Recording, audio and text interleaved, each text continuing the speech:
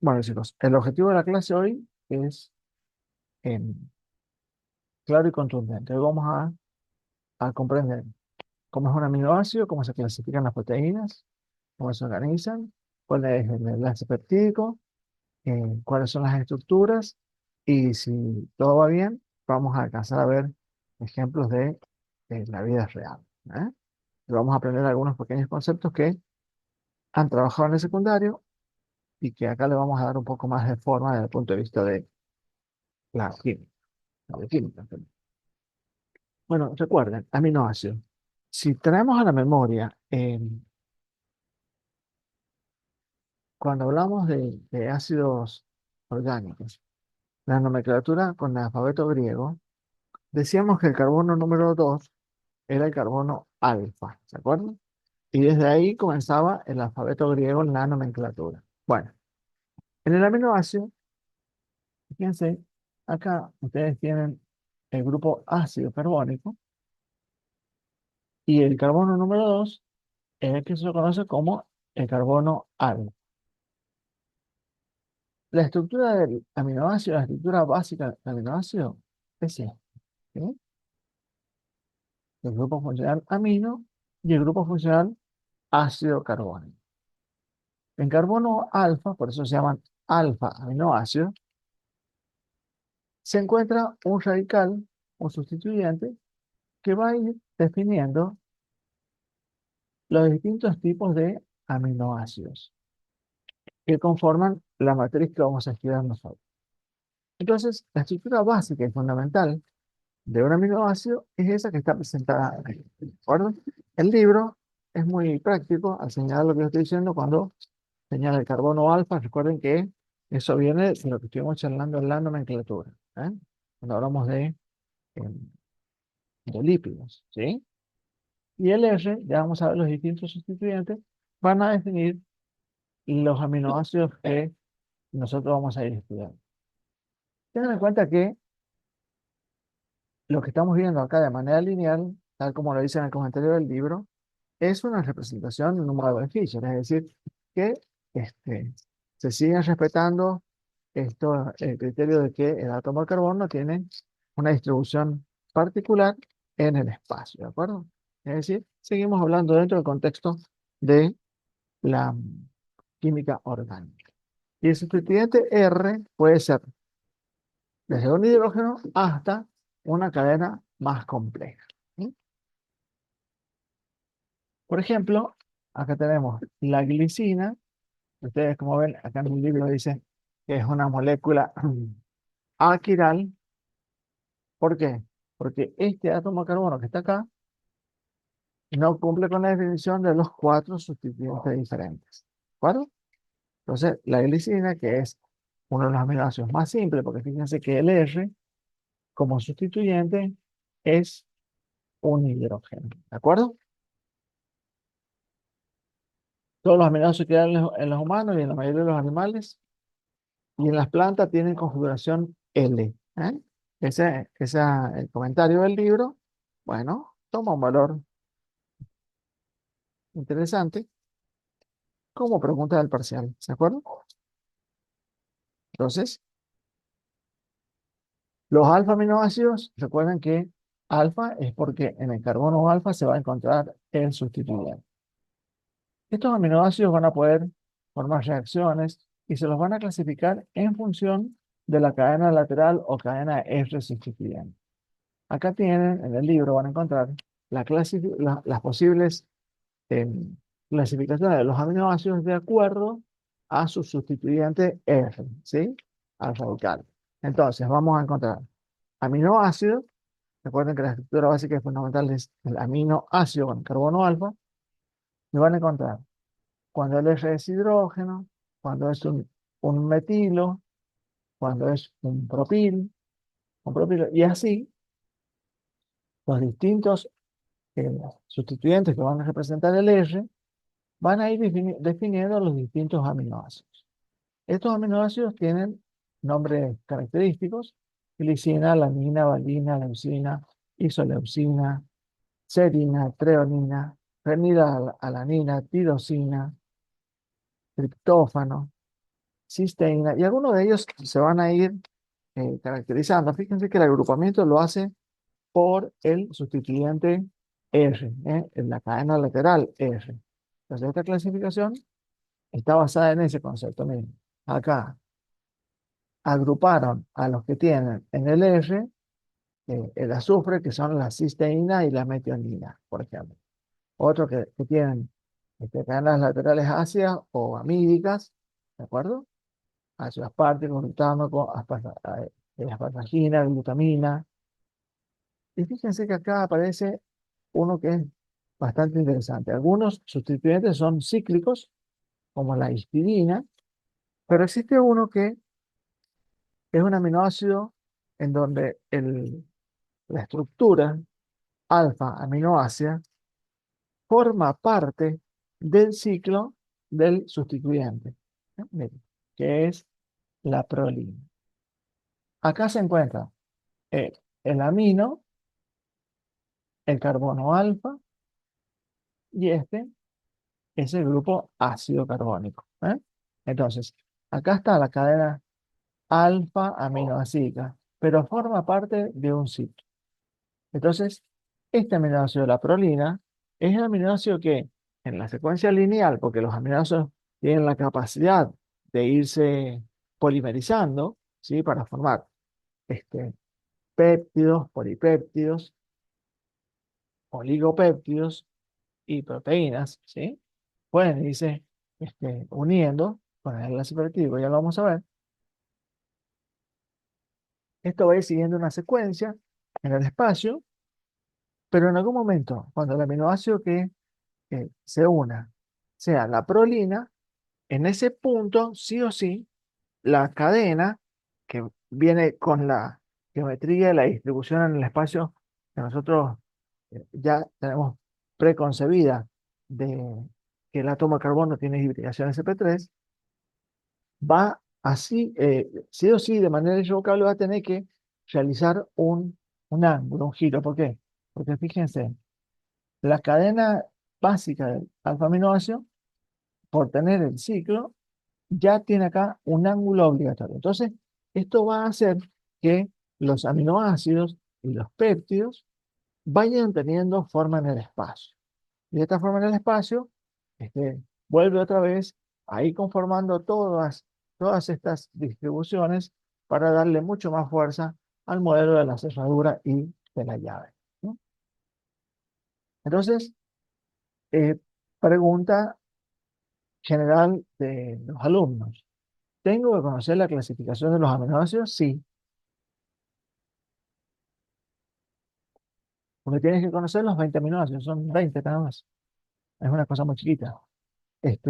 Y este cuadro, esta presentación que está acá en el libro, me parece bastante intuitivo para estudiarla de forma agrupada, ¿no?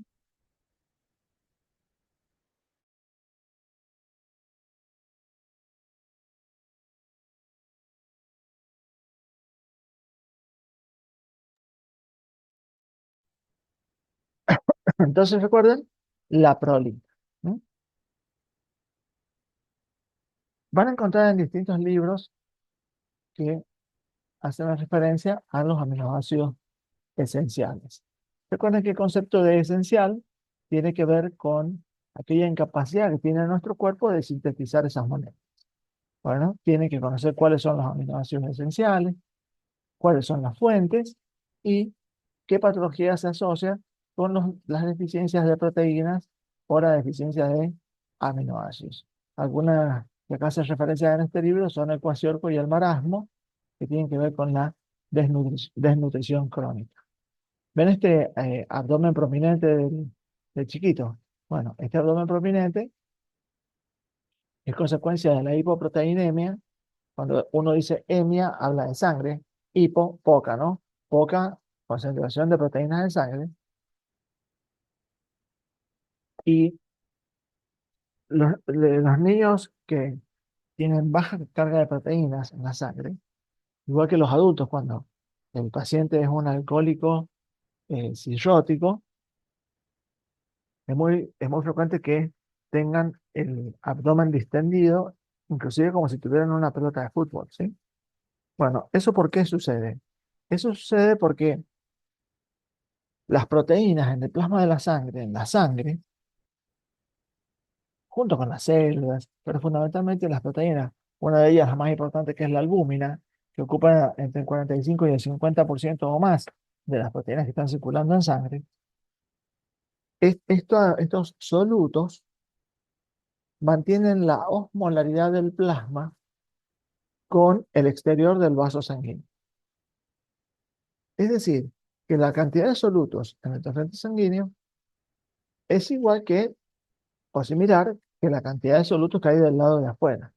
Entonces, si ustedes han estudiado ósmosis en el secundario, si no lo revisan, el concepto básico es cómo a través de una membrana semipermeable el agua va y viene de un compartimiento a otro en función de la carga osmolar que hay en cada uno de estos compartimientos, en donde el principio general es que el agua se desplace hacia el lugar donde hay más partículas para tratar de diluirla y dejarla isoosmótica, es decir, simétricamente osmótica.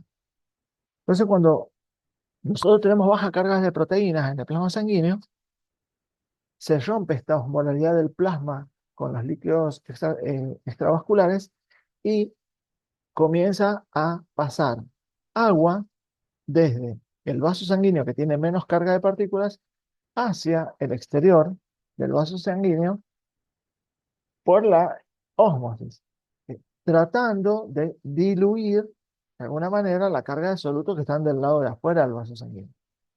Esta extravasación de líquidos hace que esos líquidos se acumulen y una de los lugares donde se acumulan es, entre tantos otros lugares, también puede ser en las pleuras, ¿sí? El líquido pleural, es en el abdomen. Y cuando se acumula en el abdomen, este líquido se llama líquido ascítico. Se lo voy a escribir así lo copian. Líquido ascítico. Ese líquido se colecta en litros, ¿eh? De manera tal que este líquido que se colecta acá en el abdomen lo distiende el abdomen, pero también hace que el volumen presione el diafragma y se dificulte la respiración. Entonces, ¿qué es lo que se hace? En el paciente cirrótico se drena ese líquido para que no ocupe tanto volumen.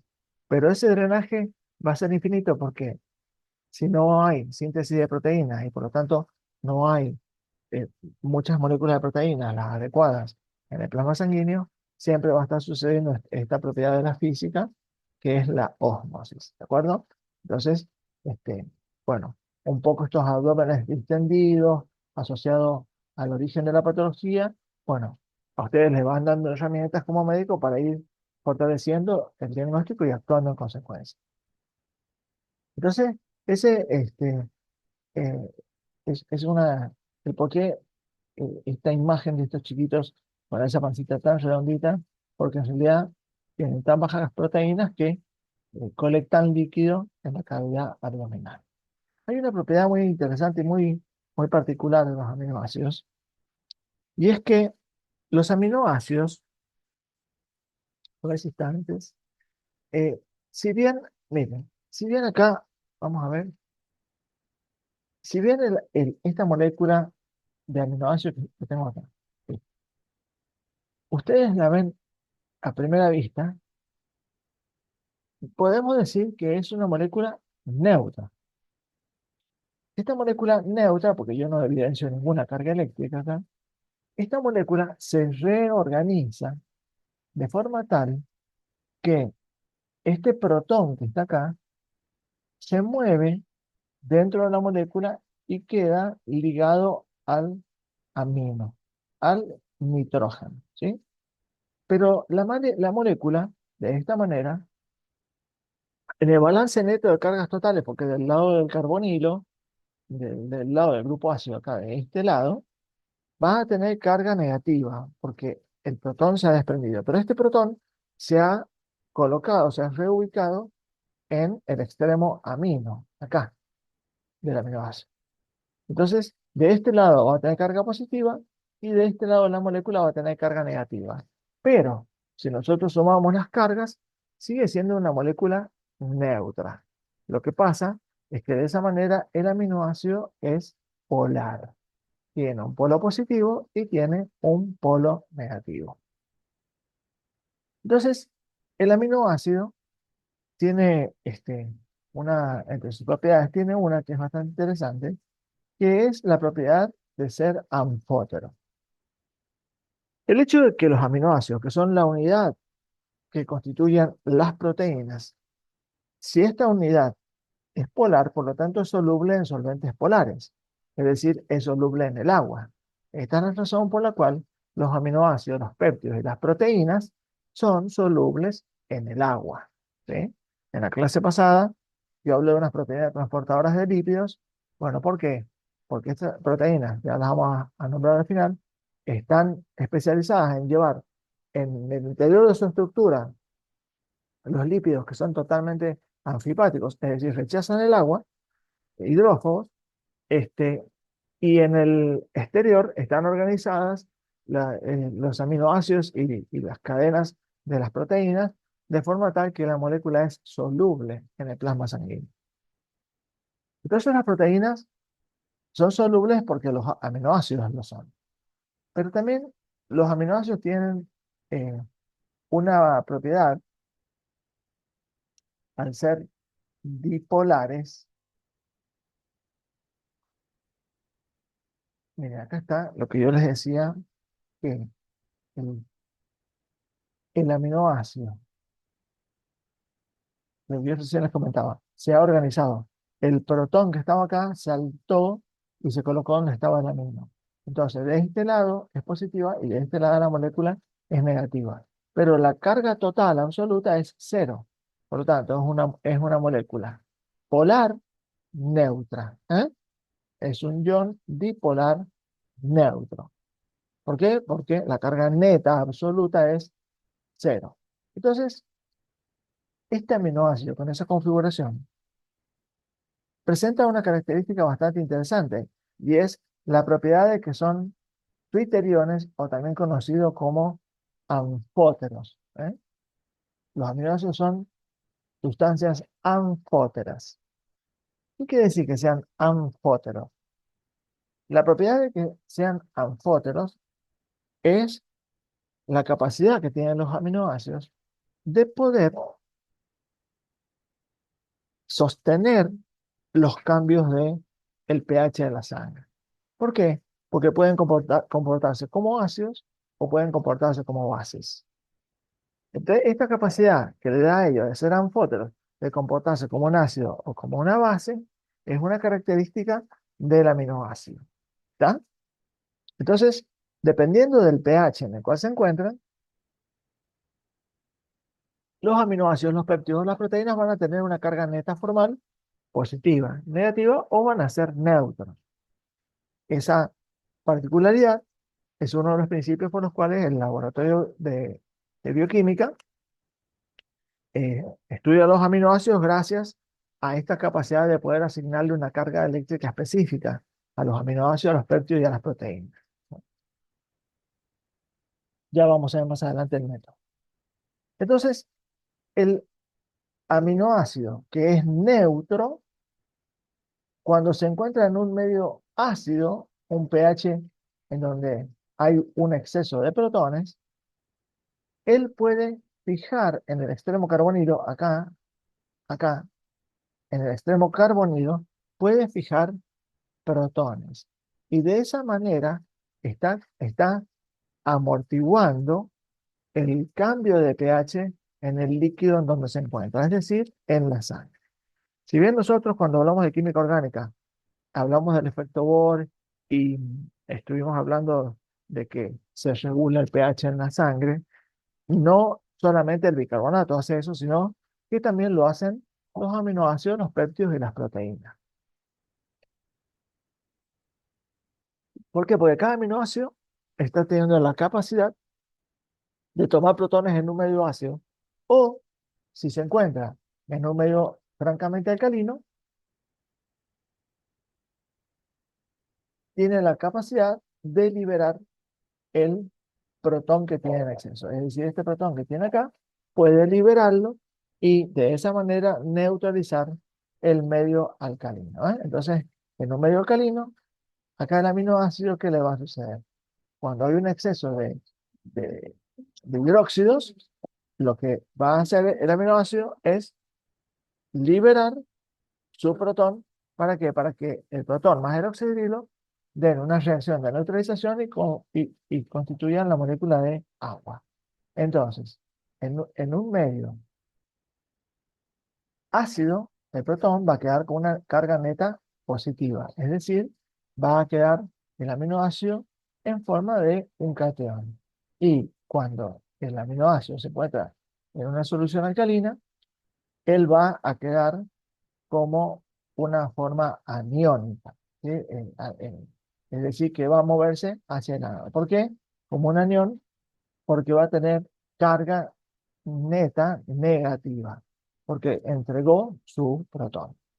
Entonces, dependiendo del pH en donde se encuentre la solución, los distintos aminoácidos, las distintos péptidos, las distintas proteínas van a tener carga positiva, carga negativa o van a ser toda la molécula neutra. Entonces, eso tiene que ver con la propiedad de ser anfóteros.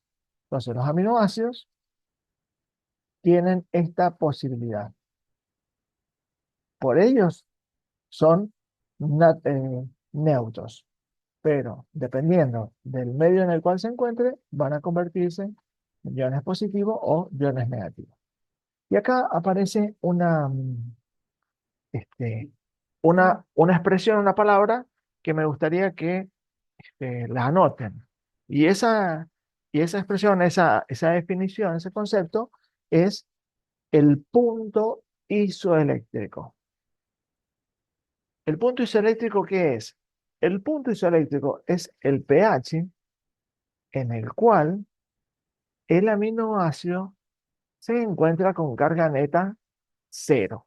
Es decir, en este sistema que estamos viendo acá, que se mueve en un entorno ácido y en un entorno básico, el pH en donde este aminoácido tiene carga neta total cero, o sea, sigue siendo una molécula iónica, ¿no? Pero es neutra.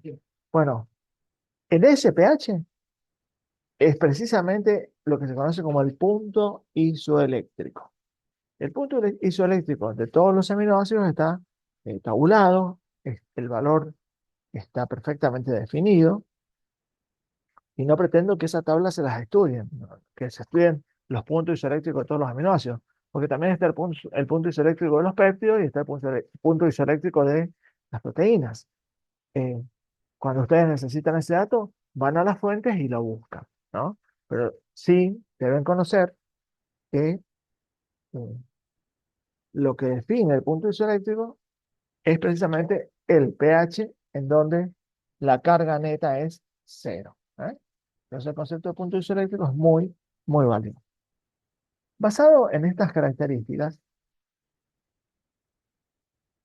uno puede en un sistema,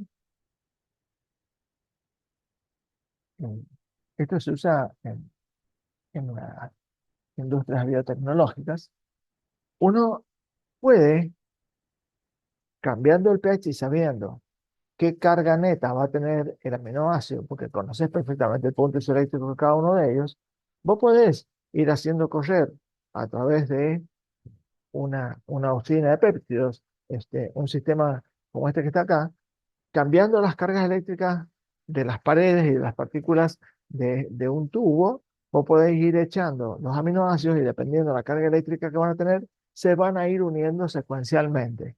De esta manera es como se sintetizan los péptidos eh, con la secuencia correcta de los aminoácidos sin equivocarse en el orden. Entonces, dependiendo del pH que va a tener la solución del aminoácido que vos agregás, se va a ligar o no a esta cadena que se va conformando gracias a la diferencia de cargas. Una vez que vos obtuviste el péptido, la secuencia correcta de aminoácidos unidos, bueno, le haces un shock de pH para que para que se despegue de las paredes y vas a recolectar en un recipiente un péptido de importancia biológica. A ver, ahora vamos ahora voy a citar algunos péptidos de interés biológico y me gustaría que los tengan presentes porque son preguntas del parcial. Pero bueno, en estas características, en estas propiedades de los aminoácidos, la biotecnología las usa para poder ir manipulando y diseñando péptidos de acuerdo a las necesidades. Pero, cómo se polimerizan los aminoácidos? ¿Cómo se unen entre sí para formar un péptido? Ellos se unen conformando lo que se conoce como el enlace peptídico. ¿Eh? El extremo carbonilo de un aminoácido se une con el grupo amino del otro. Esta reacción química, en donde se unen los aminoácidos, se lo conoce como enlace peptídico. Entonces, el extremo carbonílico con el extremo amino del otro aminoácido se van a combinar y se van a unir en el enlace peptídico, liberando una molécula de agua. ¿Eh? Es un proceso de deshidratación. Entonces, el enlace peptídico es el que los va a ir uniendo de manera lineal a los aminoácidos. Acá en el libro de texto referencian bien cuál es el enlace peptídico, dónde se conforman, dibujan el grupo carbonilo hacia arriba, ¿de acuerdo? Pero esta es la unión del enlace peptídico, el amino con el carbonilo del aminoácido anterior. Acá puede continuar la molécula uniendo, sí, sí, por supuesto, carbonilo con este oxígeno que está como radical puede unirse con el grupo amino del aminoácido que sigue y así ir constituyendo los péptidos. ¿Eh? De forma tal que un péptido va a tener un extremo carbonilo, es decir, en la punta, imaginemos que esta es una cadena muy larga, en la punta derecha va a tener un extremo carbonílico y un extremo amino. ¿Eh? ¿Y por qué destaco esto? Porque existen enzimas que degradan los péptidos arrancando su proceso metabólico desde el extremo carbonílico, que se llaman las carboxipeptidasas. Y existen otras enzimas en nuestro tubo digestivo que comienzan a degradar los péptidos desde el extremo amino y se llaman las aminopeptidasas. ¿Ya?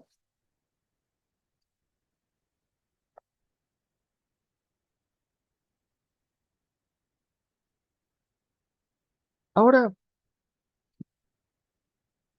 vamos a tomar algunas referencias de péptidos que tienen importancia eh, biológica y le vamos a dar una mirada desde la medicina, ¿no? Recuerden que un péptido es una secuencia aminoácidica pequeña, no es eh, más de 100, ya se puede decir, no está muy estandarizado, pero se puede decir que más de 100 unidades ya estamos hablando de una proteína, ¿sí? Secuencias menores, cadenas más cortitas, se los considera péptidos. Y existen péptidos de importancia biológica eh, tremendamente significativa. ¿Por qué? Porque muchas hormonas de nuestro cuerpo son péptidos. Entonces imaginen ustedes qué valor tiene eh, el rol de los péptidos en la biología. Por ejemplo, acá en el libro está mostrando como ejemplo la vasopresina, que es un péptido que se secreta del lóbulo posterior de la hipófisis, también conocida como hormona antidiurética, que se va a ocupar de participar en el mecanismo de concentración de la orina. ¿De acuerdo? También tenés otro péptido, como la oxitocina. La oxitocina es conocida como la hormona del parto.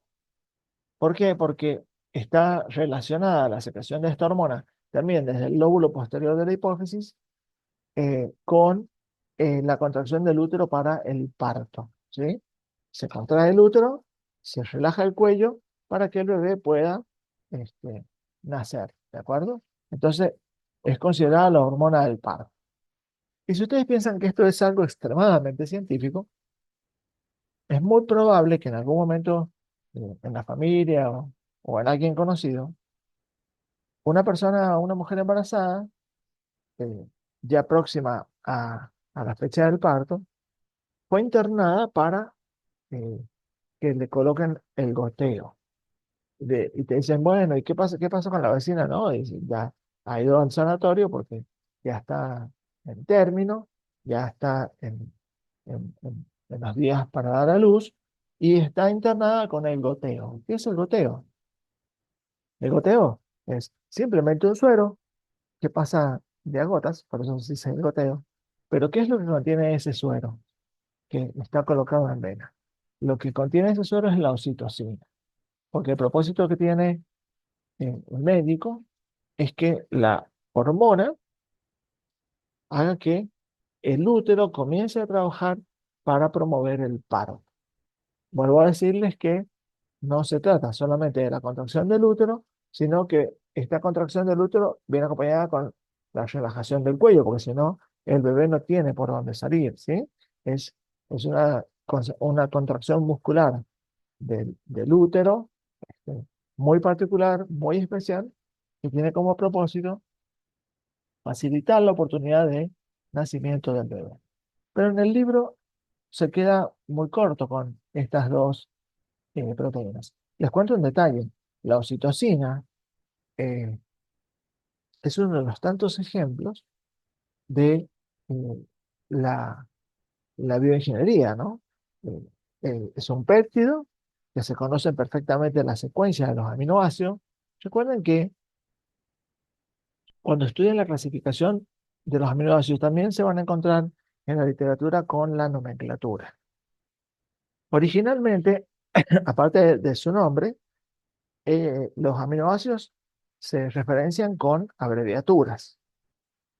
Se usaba la abreviatura de 3 letras para cada uno de los aminoácidos, pero ahora como ya se describen de una manera más frecuente la secuencia de muchas proteínas, también se ha normatizado que los aminoácidos pueden referenciarse con una sola letra. Entonces, en la nomenclatura del aminoácido ustedes van a encontrar el nombre completo y su abreviatura de 3 letras y de una sola letra. Como son nada más que 20, las tienen que conocer, ¿sí? Entonces acá, la oxitocina, uno ve que dice glicina, leucina, prolina, cisteína, ¿sí?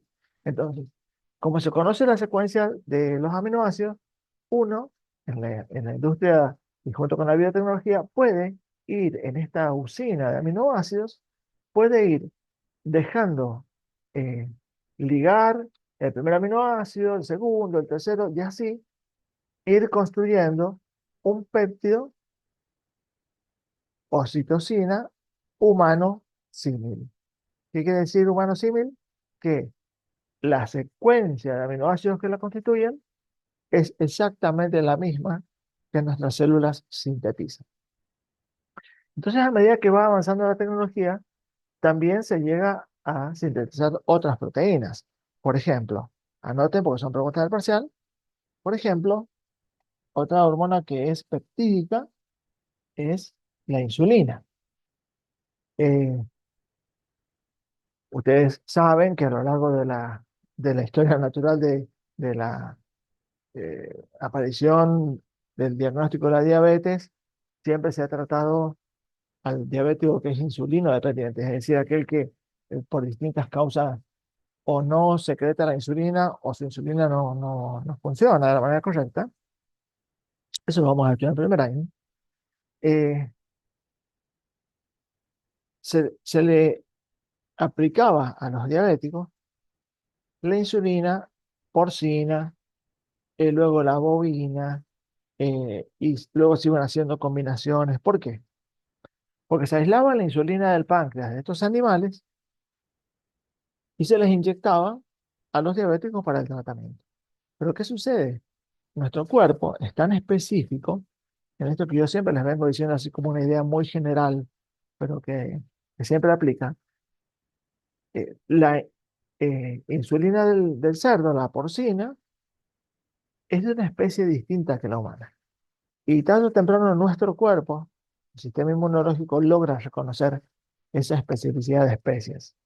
Entonces, ¿qué es lo que iba sucediendo? El diabético, cuando le colocaban insulina porcina, su sistema inmunológico se especializaba contra este péptido que pertenecía a otra especie, a los cerdos, e iba generando los anticuerpos e iba haciendo que cada vez esta insulina que se le aplicaba ejerciera menor efecto. Entonces, ¿qué es lo que hacía el médico? Aumentaba la dosis para tratar de compensar este bloqueo del péptido por los anticuerpos. Claro, pero nuestro sistema inmunológico seguía diciendo, esto no es de mi especie, esto a mí no me pertenece, actué. Entonces después el médico que hacía, rotaba. Entonces se usaba la bovina. Después mezclaban bovina y porcina. Bueno, y así iban llevando de la mejor manera posible dentro de los conocimientos de la ciencia, la administración de la insulina en el diabético y la calidad de vida del diabético. eh, bueno, tenía bastante tropiezos en el camino, ¿no? Pero hoy, gracias a la biotecnología y al conocimiento, hoy lo que se le administra a las personas que son insulino dependientes es una insulina que no genera anticuerpos. ¿Por qué? Porque es una insulina sintética, eh, humana, símil. Es decir, como está caracterizada, qué aminoácido está unido detrás del otro, bueno, la industria farmacéutica ha logrado sintetizar la insulina humana símil, totalmente sintética, y el cuerpo no la desconoce porque es humana símil, por lo tanto, la reconoce como si fuera propia. Entonces, no genera anticuerpos contra la insulina. Es más, algunos, si charlan con gente conocida que tienen estas patologías metabólicas, van a encontrar que existen distintos tipos de insulina, de acción inmediata, de acción tardía, retardada, de secreción continua, de largo tratamiento. Bueno, existen muchísimas este, eh, insulina en el mercado, en la industria farmacéutica. ¿Por qué? Porque, bueno, gracias a la biotecnología se pueden ir modificando para generar una mejor oportunidad terapéutica de estos individuos. Pero no solamente nos quedamos ahí con hormonas, este, insulina, como otro ejemplo más de las hormonas peptídicas. Siempre tengan presente, cuando hablamos de hormonas peptídicas, son hidrosolubles, es decir, que viajan libres, solubles en el plasma sanguíneo. También son hormonas peptídicas, las hormonas que promueven la secreción de las hormonas sexuales, como la hormona luteinizante, la hormona folículo estimulante, la que actúa a nivel de en las glándulas suprarrenales, la adenocorticotrofina, la ACTH, la hormona que estimula la glándula tiroides para secretar las hormonas tiroideas, la TSH. Es decir, existen numerosos péptidos en nuestro cuerpo que cumplen funciones centrales, funciones esenciales, y simplemente son tan chiquitos y tan pequeños como un péptido. También entiendan el siguiente concepto, y esta palabra la notan, que los péptidos son antígenos. ¿Qué quiere decir esto? Un antígeno es una porción peptídica o proteínica que nuestro sistema inmunológico tiene la capacidad de reconocerla como no propia y activar la respuesta inmune. Se activa la respuesta inmune celular, tienen los macrófagos, todas las células a fagocitar esa cosa extraña, y también la respuesta humoral, es decir, la fabricación de anticuerpos, que vienen a pegarse en este fragmento peptídico o proteínico y y generar la respuesta inmune. Bueno, es en condiciones normales fisiológicas, pero hay veces que sucede que nuestro sistema inmunológico no reconoce algún péptido como propio, es decir, lo desconoce e inmediatamente se desencadena la señal de decir simbólicamente al sistema, eh, este péptido no es propio, ya yo no lo conozco, lo desconozco, debemos actuar sobre él. Entonces, cuando esto eh, sucede, aparecen lo que se denominan las enfermedades autoinmunes, en donde el propio sistema inmunológico actúa sobre proteínas o péptidos o glucoproteínas o glucopéptidos propios nuestros que por distintas razones el sistema inmunológico dejó de reconocerlas, ¿sí? Como propias. Entonces, eh, por ahí parece un tema muy simple, péptidos, pero por favor quiero que amplíen estos contenidos de el Harper y del Peduche e incluyan todos estos conceptos de antígeno, este concepto muy superficial, muy general del sistema inmunológico, de la respuesta inmunológica ante los péptidos, que reconozcan que existen péptidos este, humanos símil, que son sintéticos, como por ejemplo la hormona de crecimiento, entre todos los otros ejemplos que yo he citado, ¿de acuerdo? Así que el tema péptido es un tema bastante interesante y bastante fuerte para el parcial. Cuando yo digo fuerte, quiere decir que alguna preguntita puede estar pasando por ahí, ¿no? Ahora bien, ¿qué pasa cuando estos péptidos comienzan a hacerse cada vez más largos y ya entran en la categoría de proteínas? Bueno, cuando empezamos a pensar en las proteínas, tenemos que siempre tener presente, nunca olvidarnos, de que evidentemente tanto los aminoácidos como los péptidos y por supuesto las proteínas tienen una organización, tienen una forma en el espacio. Entonces, cuando nosotros observamos una proteína, podemos identificar en ellos distintos tipos de estructuras.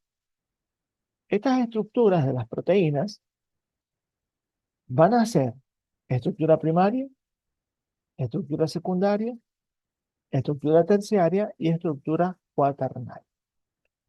Entonces, la estructura primaria de una proteína, ¿cuál va a ser la estructura primaria de una proteína?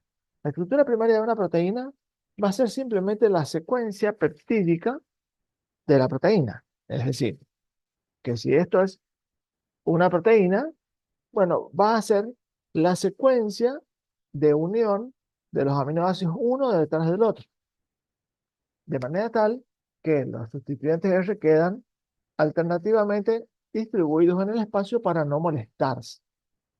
Claro, para mí es muy fácil presentarlo así, de manera lineal, pero tengan en cuenta que respeta los ángulos de el carbono en química orgánica, pero también se agrega un pliegue necesario y obligatorio que le va a otorgar un ángulo al diseño, ¿sí? Le va a otorgar un pequeño ángulo al diseño, que es cuando aparece un aminoácido que es la prolina, que yo les dije que era un aminoácido muy rígido y era estructural. ¿Por qué?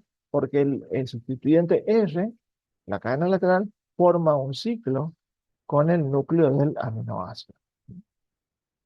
Entonces, la estructura primaria es la secuencia lineal de la proteína. Pero también,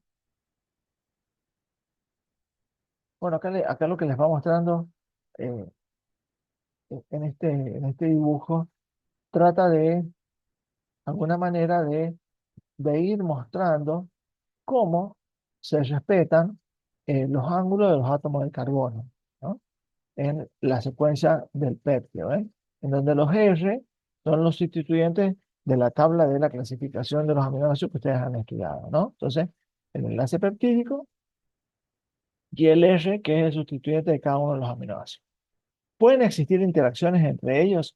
Y sí, puede ser que en esta estructura, en el espacio, algunos hidrógenos y carbonilos y oxígenos queden cerca Entonces pueden existir algunas interacciones eh, electrostáticas que no son necesariamente enlaces covalentes, porque son estos enlaces que nosotros hemos estudiado para el primer parcial, que vuelvo a recordarles que el examen de ingreso es integral, ¿sí? Son todos los contenidos. Entonces, pueden ser fuerzas de Van der Waals, fuerzas de atracción, dipolo-dipolo, puente de hidrógeno. Todos estos enlaces que son no covalentes aparecen y sostienen la estructura de los péptidos y las proteínas. Pero mirando ya un poco más allá, en el sentido de decir, bueno, aparto la vista y dejo de pensar que una proteína yo la puedo mirar como una secuencia lineal, que hay interacciones entre los radicales y los pliegues que va teniendo esta cadena polipeptídica. Entonces yo tengo que definir lo que se conoce como la estructura secundaria de las proteínas. La estructura secundaria de las proteínas incluye dos categorías: la alfa hélice y la hoja plegada beta. ¿Qué es la alfa hélice? Bueno, es que esta secuencia lineal, como va tomando forma en el espacio, va empezando ¿a qué?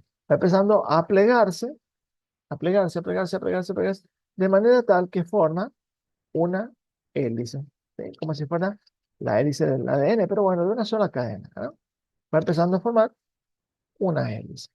Esto es lo que te está tratando de representar acá, que estas fuerzas de interacciones que se ven acá, estas eh, mantienen la estructura como si fuera un tirabuzón, ¿eh? Como si fuera una, una hélice. Esto ya es estructura secundaria. Pero también existe otra estructura secundaria. Voy a sacar el blur del video porque si no, no hace buen foco.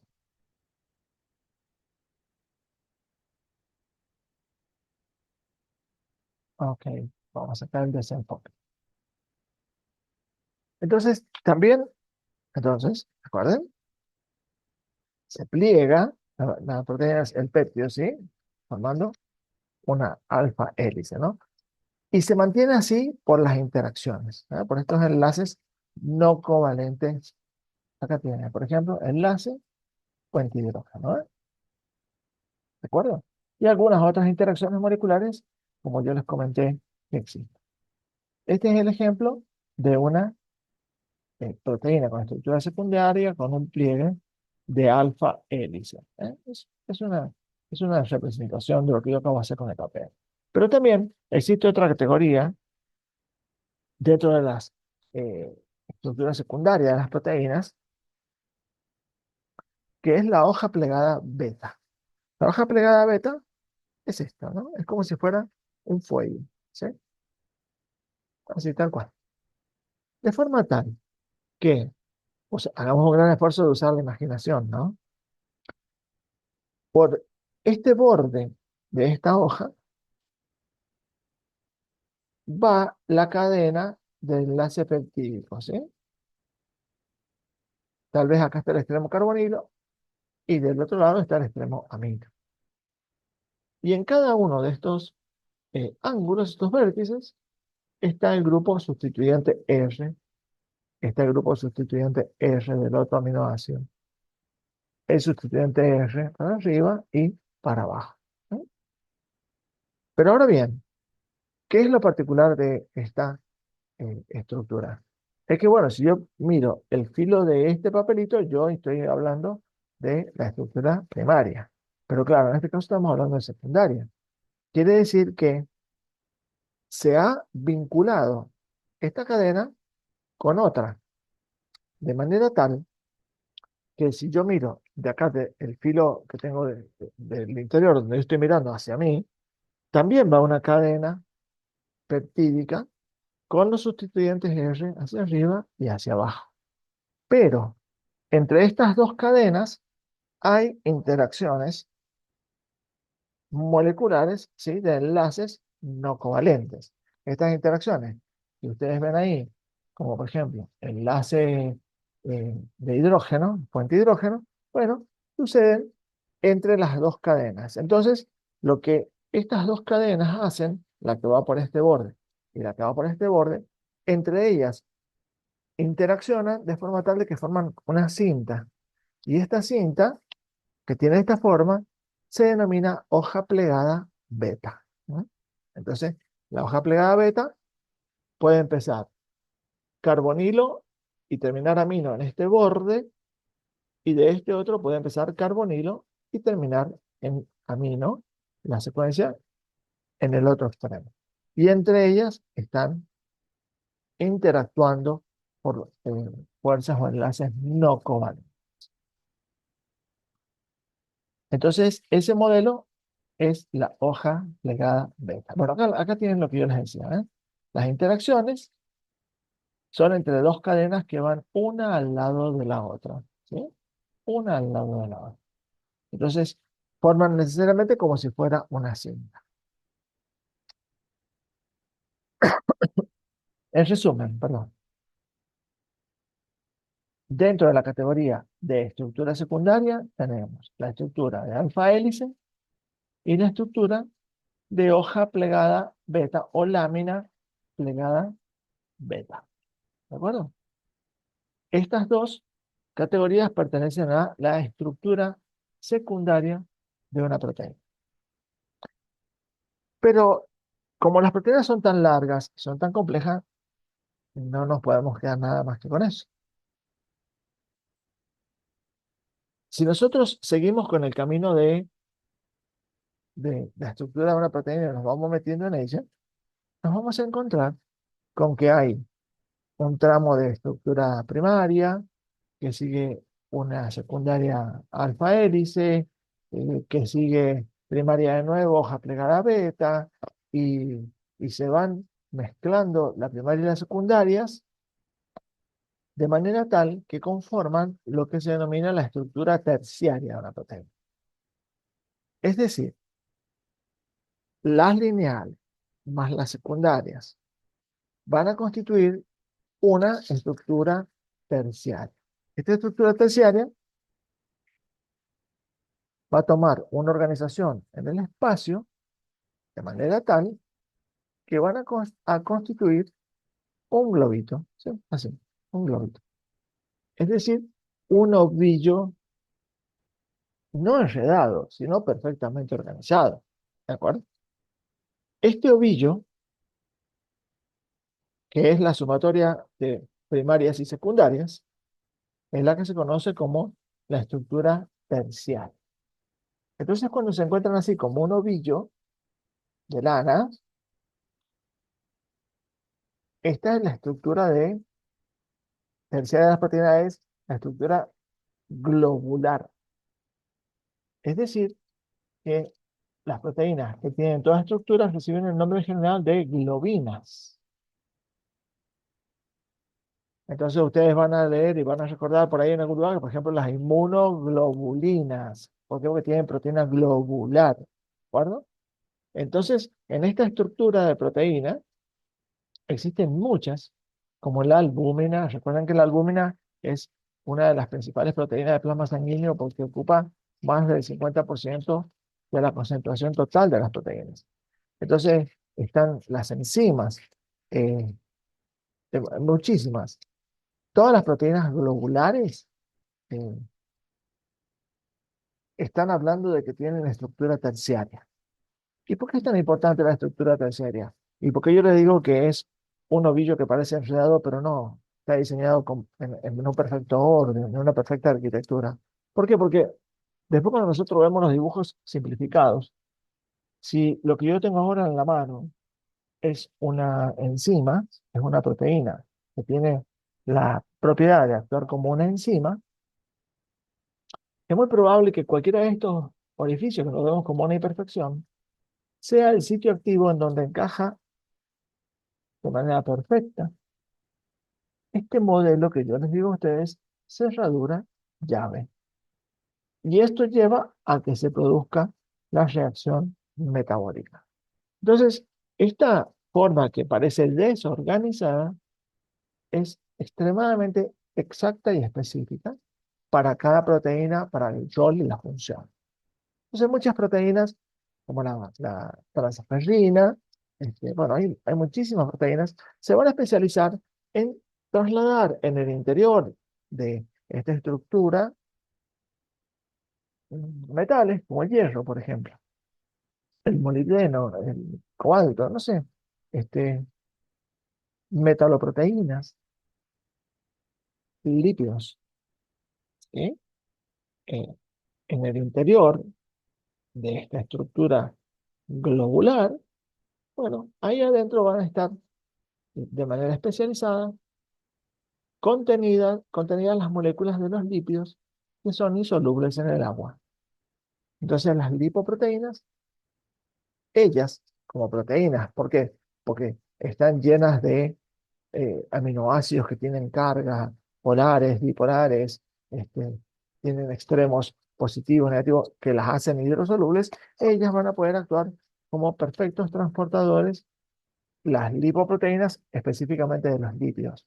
Pero también existen otras proteínas que son transportadoras de hormonas de carácter lipídico. ¿Sí? Entonces, esta relación entre el transportador y su molécula transportada es extremadamente valioso y en cada uno de los casos vamos a ir estudiando qué pasa cuando se rompen estas relaciones de los transportadores y la cantidad de sustratos que hay para llevar en un ambiente acuoso. Pero eso lo vamos a estudiar a lo largo del año. Pero quiero que entiendan que entre tantos roles y funciones de una proteína, gracias a la estructura, es que existe la especificidad en biología. Y de esta manera, esta proteína no equivoca su rol o su función, y es única y es característica. Y todo esto está diseñado desde la expresión génica. Recuerden que en el genoma se expresan las proteínas, ¿sí? La secuencia aminoácidica que conforman la proteína. Así que ustedes vayan viendo la maravilla o tratando de tener esta mirada que yo tengo de la biología, que realmente es una cosa impresionante a medida que uno va avanzando cada vez más en el conocimiento de las ciencias médicas. Entonces, acá en el libro, yo cité la albúmina, cité la transferrina, cité un montón de proteínas. El libro y los libros este, hacen mención generalmente con mucha frecuencia a la mioglobina. La mioglobina es una proteína globular. Mioglobina es una proteína globular de estructura terciaria, monomérica. ¿Por qué monomérica? Perdón, se me cayó. Monomérica, porque es una sola unidad, ¿sí? Se me cayó la proteína. Es una sola unidad. eh, la he recuperado. Este, y la mioglobina eh, es muy interesante leerla porque esta proteína tiene la capacidad de almacenar el oxígeno. Mío, recuerden que hace referencia al músculo. ¿Está? Entonces, la mioglobina es una proteína que va a estar depositada específicamente en el tejido muscular. Pero para que fije el oxígeno en el interior, tiene un grupo químico cíclico que se lo conoce como grupo prostético y que recibe particularmente el nombre de EM. Este grupo EM posee en el interior hierro. Ven que acá está dibujado así como si fuera una cosa, no sé, como si fuera una tableta, ¿no? Y acá hay como un semicírculo porque este sería el hierro. Acá también hay el hierro, ¿eh? Entonces, esta estructura es el EM, es un ciclo bastante interesante, bastante complejo, y lo vamos a estudiar en detalle, que en el medio de ese ciclo, este ciclo, en el medio, está el hierro. Este hierro, como tiene índice de coordinación 6, ¿qué quiere decir el índice de coordinación? Es la cantidad de partículas que pueden rodear a un átomo. En el caso del hierro, por el tamaño que tiene índice de coordinación 6. Entonces, cuatro de estas regiones que pueden unir otras esferas, van a permitirle que esté flotando dentro del grupo M. Está ahí en el medio de este ciclo. Está flotando ahí en el medio. Y le queda un índice de coordinación libre por debajo y un índice de coordinación libre por encima.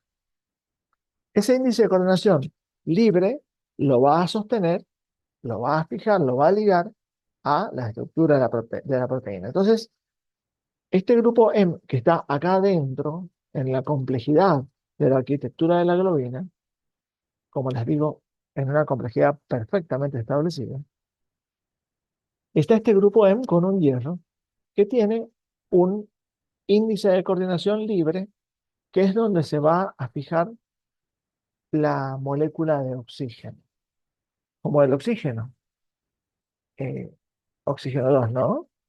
Es una molécula lineal, va a encajar perfecto, perfecto, por el espacio totalmente definido para llegar y quedar ligado al hierro. De esta manera, la mioglobina, gracias a que tiene en su interior el grupo prostético que se llama M, ese grupo M, por los enlaces atómicos que posee, doble enlace simple, absorbe la luz visible en el color rojo. Entonces, esta proteína que contiene en su interior el grupo M, que posee hierro, y que el hierro es el que liga el oxígeno, esta proteína es la que convierte a la carne del músculo en un músculo de color rojo. ¿Por qué? Porque estas moléculas de globina están en toda la arquitectura del músculo. ¿Por qué? Porque ella almacena en ese lugar físico una molécula de oxígeno. Entonces, cuando el músculo trabaja y tiene mucha demanda de oxígeno y la sangre todavía no logra compensarlo con el aumento de la frecuencia cardíaca, no logra compensar la llegada del oxígeno de manera veloz y oportuna a ese músculo que está trabajando, bien, precisamente la mioglobina cede el oxígeno. ¿Para qué? Para que el músculo no muera por anoxia, por ausencia de oxígeno. Recuerden que nosotros somos individuos aeróbicos, es decir, que nuestro metabolismo debe suceder en un ambiente de oxígeno. Necesitamos siempre oxígeno, ¿está? Entonces, el músculo se ve rojo porque posee una proteína de almacenamiento que se llama mioglobina, que tiene adentro un grupo prostético M con hierro y que liga el oxígeno. ¿Está? Entonces, esta molécula almacena oxígeno. Entonces, estas son pequeñas referencias de estructura terciaria. Pero existe eh, una estructura un poquitito más compleja, sí, que es la estructura cuaternaria. Y la estructura cuaternaria, eh, si los voy a mostrar así gráficamente, la estructura cuaternaria es la unión de cuatro unidades de globina. Entonces, la estructura cuaternaria es la unión de cuatro cadenas de globina, ¿sí? Sí, cuatro globinas constituyen la estructura cuaternaria, ¿ok? Esta estructura cuaternaria, todas juntas y unidas por enlaces no covalentes. Tengan en cuenta que esta globina está vinculada a la otra, pero no por enlaces covalentes, por lo tanto se pueden separar y mover, ¿sí? Y cada una de ellas está vinculada, relacionada a la otra por enlaces no covalentes. Pero para que la proteína sea funcional, si no están las cuatro unidades, la proteína no es quien es, ¿sí? Entonces, la proteína que es cuaternaria o tiene las cuatro cadenas o no las tiene. Si no las tiene, no es la proteína de la que estamos hablando. Cuando estas globinas, cada una de ellas posee un grupo prostético pirrol con hierro, que tiene la capacidad de fijar el oxígeno, esta proteína de cuatro unidades es la hemoglobina. Fíjense que cuando yo le escribí, hablé casi de la estructura de una mioglobina. Bueno, la hemoglobina casi que es cuatro cadenas de mioglobina. No es así, hay diferencias moleculares, por supuesto, ¿no? Pero la característica es que cualquiera de estas unidades, todas las unidades, tienen grupo pirrol, es decir, tienen este grupo M con el hierro y ligan oxígeno. Entonces pensemos en lo que habíamos hablado de mioglobina. La mioglobina tenía un grupo M, un átomo de hierro y ligaba una molécula de oxígeno. La hemoglobina, ¿cuántos grupos M tiene? Cuatro, uno por cada unidad. ¿Cuántos hierros posee? Cuatro, uno por cada M. Y por lo tanto, ¿cuántas moléculas de oxígeno puede ligar? Y va a ligar por cada unidad una molécula de oxígeno. Es decir, que la hemoglobina transporta cuatro moléculas de oxígeno y la mioglobina solamente almacena una molécula de oxígeno. Esta diferencia de estructura cuaternaria y terciaria entre la hemoglobina y la mioglobina, bueno, es el fundamento por el cual la hemoglobina transporta y la mioglobina almacena. Lo que me interesa también acá es que ustedes tengan presente, bueno, acá es lo que está tratando de mostrar esto en el libro, ¿eh? Cadena beta, está hablando de una globina, cadena alfa, otra globina, cadena alfa es esta otra globina que está acá, y otra cadena beta es otra globina. Ya vamos a estudiar en primer año, distintas combinaciones de globinas definen los diferentes tipos de hemoglobinas que existen. Porque existe la hemoglobina normal del adulto, A1, la hemoglobina normal del adulto A2, existe la hemoglobina fetal, F, existe la hemoglobina embrionaria, la epsilon. Es decir, existen distintas moléculas de hemoglobina que están totalmente eh, codificadas en nuestro genoma, ¿de acuerdo? Y van cumpliendo funciones que las vamos a ir estudiando en primer año. Pero básicamente la hemoglobina se va a ocupar de transportar oxígeno. Entonces es muy interesante para el parcial que ustedes puedan reconocer lo que yo recién este, dije, creo que por segunda vez. Una mioglobina posee un M, un átomo de hierro y almacena una molécula de oxígeno. No un átomo, una molécula. La hemoglobina posee cuatro cadenas de globina, por lo tanto, cuatro grupos M, cuatro hierros y transportan cuatro moléculas de oxígeno. Entonces, me gustaría que a partir de acá ustedes empiecen a hacer la asociación del hierro y la anemia, ¿sí? El hierro es necesario de que sea constitutivo de esta estructura compleja, porque el hierro es el que liga el oxígeno. Entonces, de esta manera es que la anemia está entre tantas clasificaciones de anemia, una de ellas que es la ferropénica. El ferropénico quiere decir que disminuye la concentración.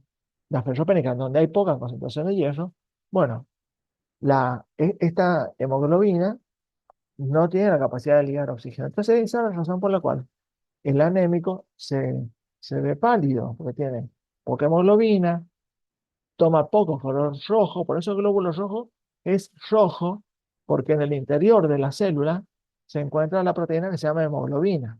en donde cada uno de sus grupos heme absorben la luz visible en el espectro del rojo. Por eso es que la sangre se ve roja. Entonces, cuando hay poco hierro, se constituye, se sintetiza poca hemoglobina. Por lo tanto, el paciente se ve pálido, ¿sí? Su sangre se ve más clara y uno dice, mira, estás anémico, te falta hierro, ¿sí? Por lo tanto, tu transporte de oxígeno es deficitario comparado con la condición normal fisiológica. Bueno, entonces por esa razón, el hierro es bastante importante y ahí aparece esta asociación que hicimos de los elementos de la vida en el primer parcial con lo que estamos hablando ahora de proteínas y la clasificación de las proteínas, de la estructura de las proteínas en realidad. Para tener la oportunidad de leer cómo el monóxido de carbono, que es una molécula lineal, que resulta de la combustión incompleta eh, del carbón de la leña en los braseros o en los calefactores, se liga a la hemoglobina de manera tóxica y puede provocar la muerte. Porque por ser una molécula lineal, tiene de alguna manera la misma forma que una molécula de oxígeno. Entonces, el monóxido de carbono se puede ligar muy fácil al hierro, puede ocupar muy fácil el espacio del oxígeno y la hemoglobina se vuelve ineficiente porque no transporta oxígeno, está ocupada por el monóxido de carbono y esa es la razón por la cual la gente pierde la vida, ¿sí? Por asfixia. Esta asfixia tiene que ver con el hecho de que a todas las células del cuerpo les falta oxígeno porque la hemoglobina no lo está transportando. Pero fíjense que el átomo de carbono tiene un tamaño especial cuando estudiamos el radio atómico y todo eso, y en la tabla íbamos viendo cómo crecía el radio. Bueno, todas esas propiedades que hacen que el carbono no sea igual que el oxígeno, esta molécula de monóxido de carbono con su enlace eh, es lineal, si bien encaja donde entra el oxígeno, no lo hace de una manera muy eficiente, lo hace de una manera muy débil. Tan débil que la respiración artificial boca a boca en un individuo que se está asfixiando es suficiente para salvarle la vida, para hacer que el monóxido se desplace de las moléculas de hemoglobina, liguen el oxígeno y lo distribuyan en el cuerpo. Porque nosotros cuando exhalamos, exhalamos en promedio el 16% del oxígeno que inhalamos. Todo lo demás que ha retenido en nuestro cuerpo, el 16 lo exhalamos. Entonces, el aire expirado tiene la concentración de oxígeno suficiente y necesaria para desplazar las moléculas de monóxido de carbono de esta hemoglobina que está atrapada por, por este gas tóxico que le quita la vida al individuo.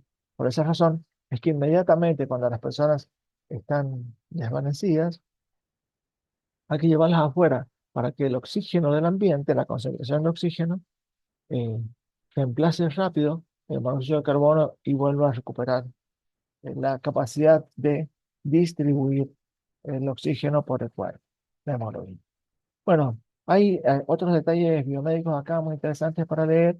Este, por favor, son preguntas del parcial.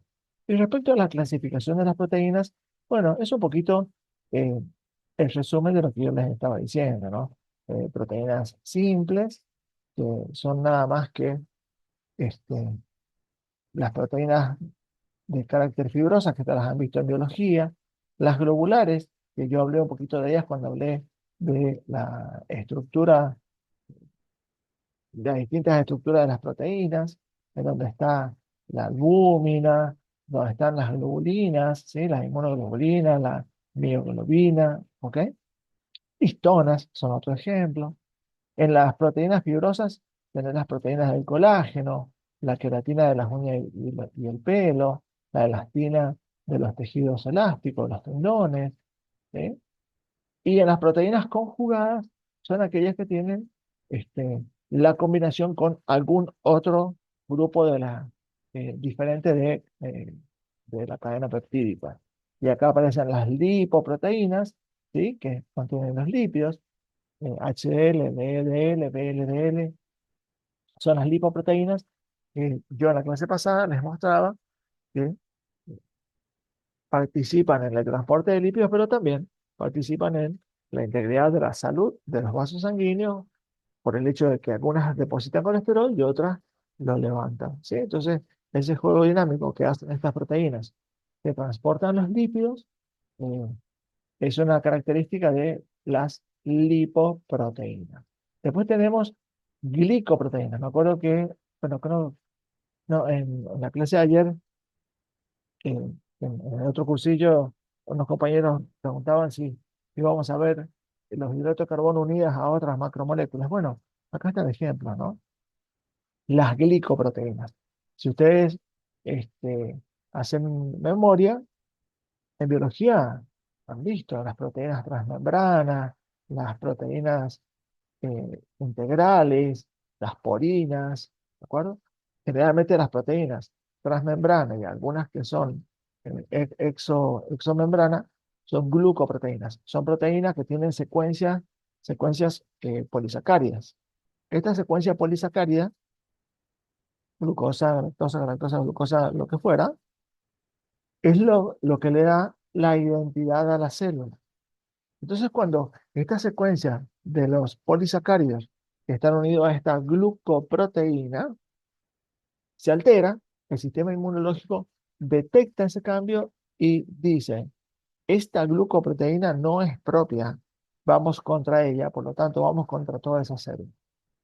Entonces, esto de la identidad celular es una cuestión muy interesante, no es tan compleja, pero fíjense que pasa por simplemente el detalle molecular de que un monosacárido no está en la secuencia correcta unido a una glucoproteína. También están los glucolípidos, eh, que en la membrana también están y tienen que ver con la identidad celular, ¿de acuerdo? Después existen nucleoproteínas, ustedes han visto nucleoproteínas cuando han estado trabajando con ADN, ARN, las histonas y todas estas cosas. Y bueno, lo que yo acabo de hablar, las hemoproteínas que tienen el grupo prostético M en su interior que con el hierro ligan o este, transportan el oxígeno. Y acá en el libro, bueno, toca un poquito el tema de las lipoproteínas, el transporte de lípidos y muestra cómo son las inmunoglobulinas.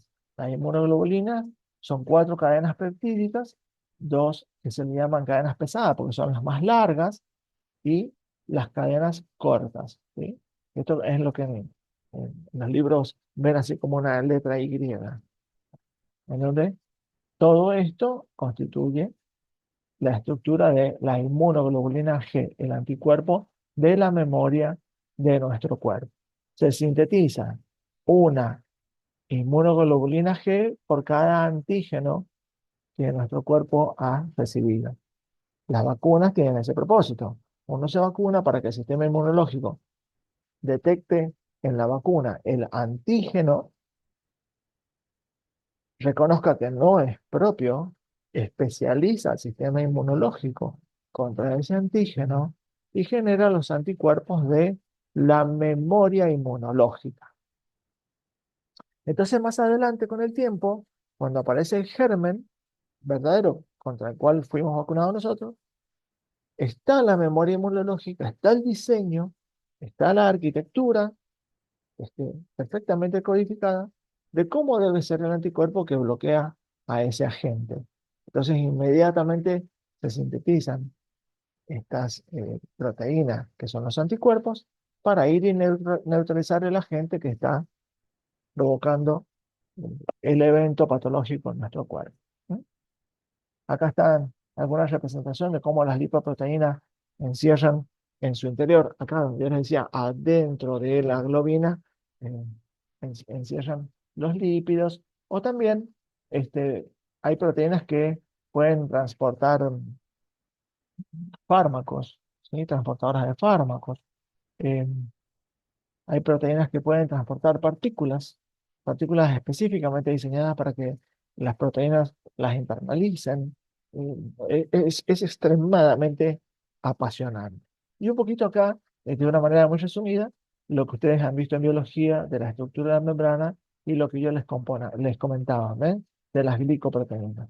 Estas porciones polisacáridas que están unidas a la proteína, bueno, son aquellas que están expuestas para que la sangre, a medida que va avanzando, el sistema inmunológico pueda ir sensando, identificando si es propio o no propio. Recuerden que en esta estructura del modelo mosaico fluido, en esta bicapa fosfolípica, estas colitas que estaban acá eran las cadenas carbonadas de los ácidos grasos saturados o de los insaturados como los eicosanoides, que cuando se rompían y quedaban expuestos a las enzimas del citoplasma, provocaban la cascada de los eicosanoides, que era un proceso inflamatorio, de agregación de plaquetas, de vasodilatación, edema, extravasación de líquido, extravasación de los anticuerpos, los macrófagos, se marca el lugar gracias a estas moléculas, y todo esto forma parte del proceso de las defensas del cuerpo. ¿Eh? Y después, algunas referencias de acuerdo a las funciones, van a ver ahí en unas tablas, y creo que por hoy hasta acá vamos a llegar,